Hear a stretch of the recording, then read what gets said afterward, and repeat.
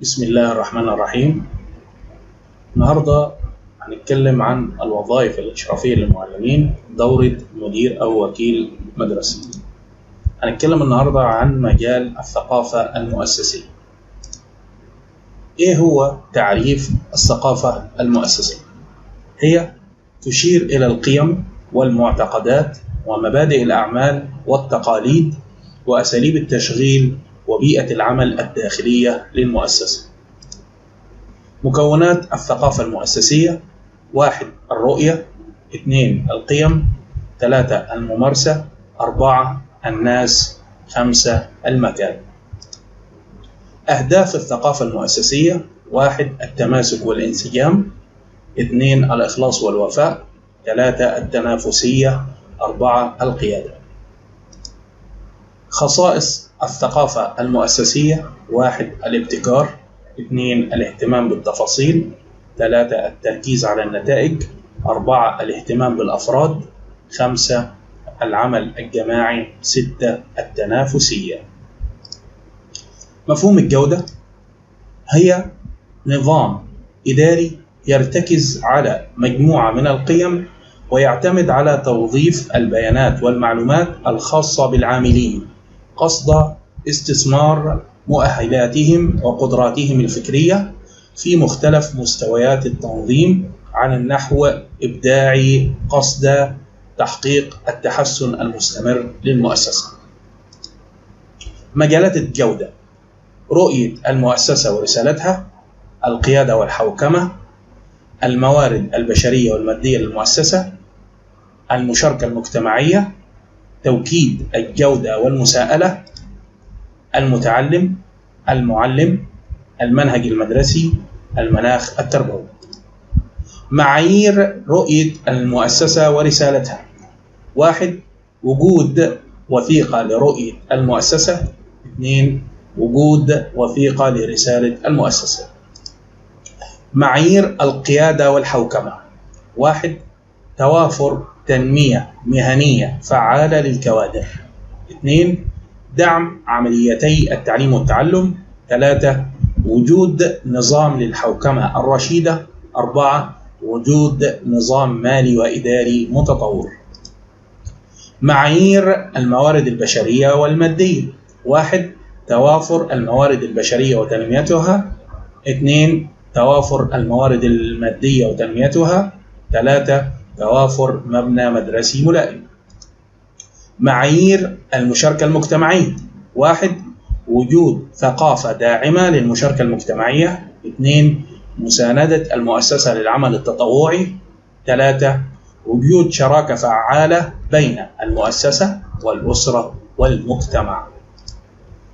معايير المتعلم: 1. التمكن من البنية المعرفية للمواد الدراسية، 2.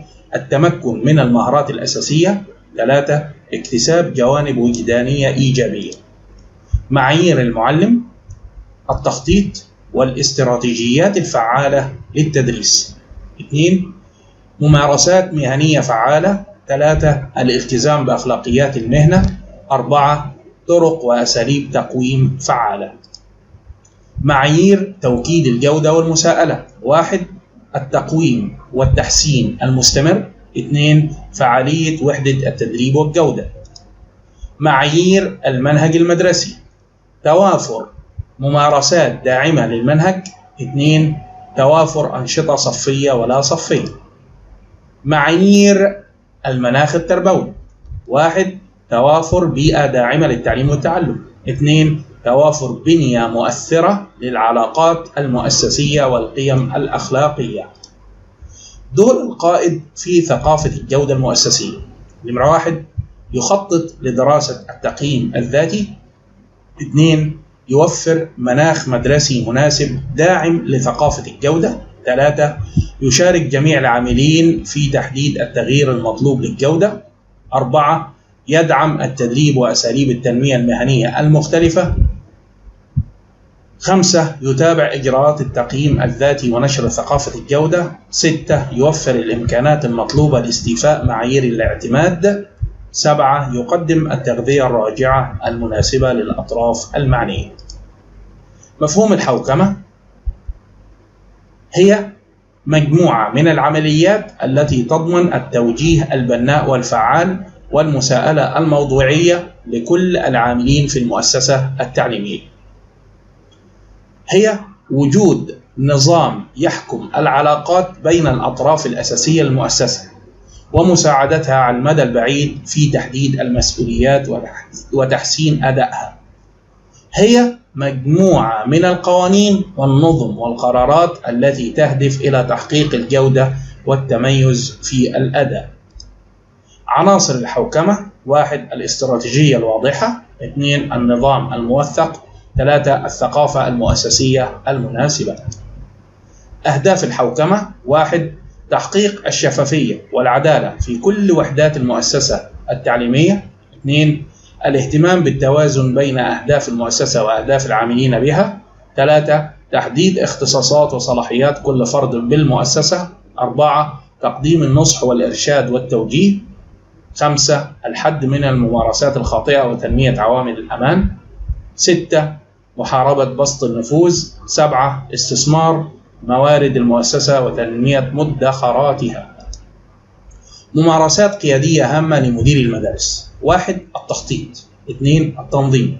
3. التوجيه. 4. صنع القرار واتخاذه.